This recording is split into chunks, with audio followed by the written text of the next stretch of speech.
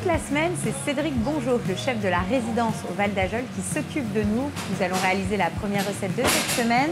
Donc on va faire un amuse-bouche avec de la truite du coin. Oui, de la truite du Brochin. On commence par quoi, Cédric? Dis-moi. Alors on va faire un gravlax de truite du Brochin. Oui.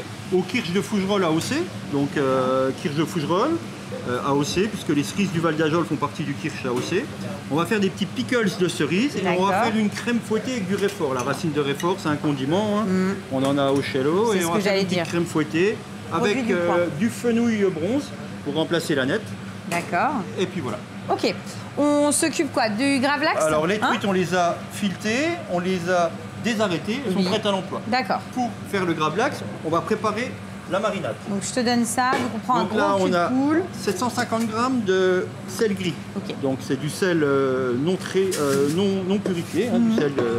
C'est brut quoi. Voilà. 750 g de sel fin. Oui. Auquel on va ajouter 500 g de sucre. D'accord. On va y additionner 100 g de mignonnettes de poivre et avec 75 g de baie de genièvre. D'accord. Okay. Voilà. Dedans, on va mettre le zeste de 2 citrons. Oui. Voilà.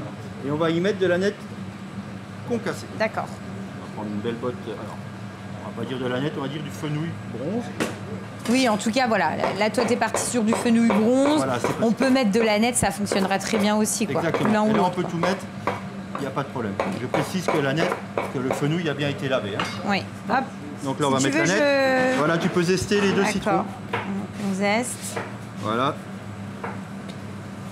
Donc ça, c'est la recette de de ton gravlax, quoi. Oui, voilà. Tu fais toujours cette recette-là. C'est la base.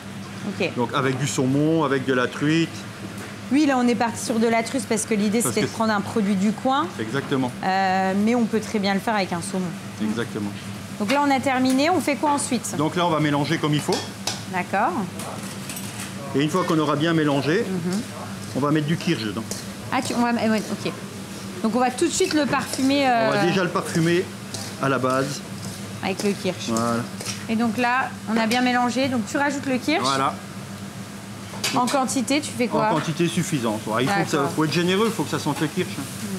Oui, puis après, c'est au goût de chacun. Enfin, voilà. Et tu verras tout à l'heure, on va en mettre un petit peu sur les filets avant de... Voilà. Tu sens l'odeur, là? Ouais. Oui, j'en viens, oui. On va mettre une quantité de sel. À la base. Finalement, c'est ce qui va cuire ton poisson. Voilà, c'est ce qui va... Une espèce de pré-cuisson. On va le laisser combien de temps? On va le laisser 12 heures en chambre froide. D'accord. Et ensuite, on le sortira, on le dessalera. D'accord, il faut bien le passer à l'eau pour retirer l'excès. Bien le rincer et bien le laisser dessaler. D'accord. Et quand tu dis bien le laisser dessaler, tu me conseilles de... au moins 10 minutes, un quart d'heure dans l'eau. Ouais.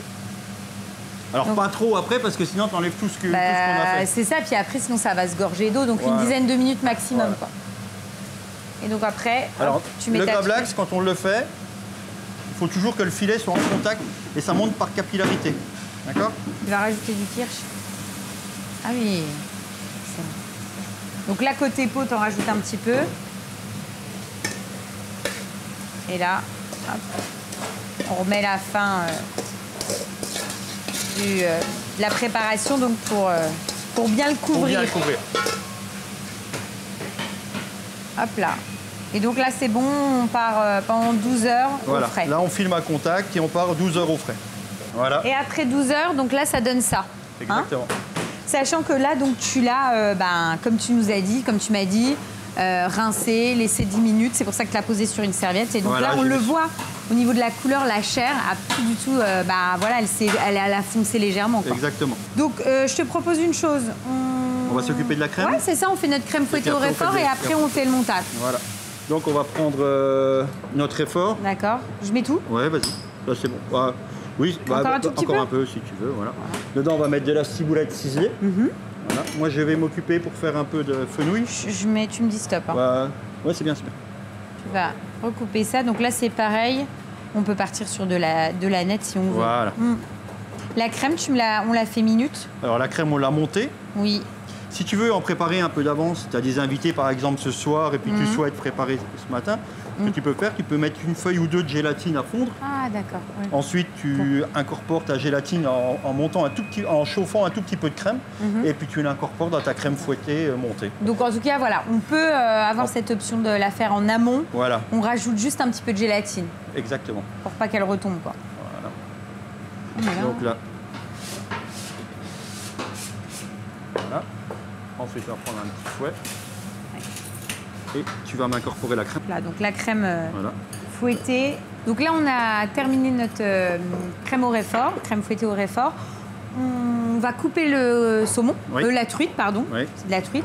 On coupe la truite et on fait le dressage. Exactement. Parce qu'on a tout qui est prêt. Et donc, on accompagnera ça avec des petits pickles de cerise. Exactement. Pour rester dans l'esprit, le kirsch, la cerise. Exactement. Et puis, on va goûter après.